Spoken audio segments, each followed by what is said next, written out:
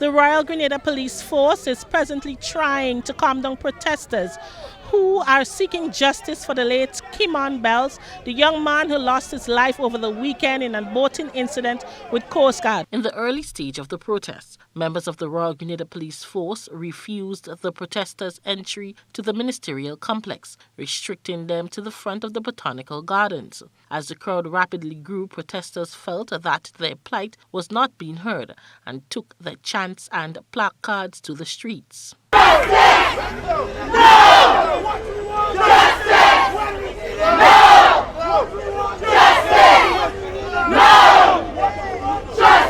In the midst of this, the mother and father of 22-year-old Kimon Bell spoke to GBN, expressing their grievance surrounding the death of their son. The police are responsible for killing my son, had to be brought to justice. They had to be arrested and charged, and I wouldn't stop until I get justice. That's all I need, is justice. Because when police investigating police in Grenada, they never ever come up with nothing positive for the family. They always covering up.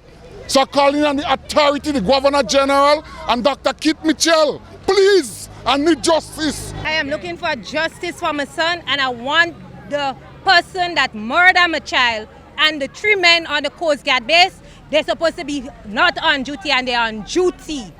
They're on duty. The protest eventually moved to the ministerial complex and later to the heart of the city, but not without some physical altercation between officers of the RGPF and some protesters.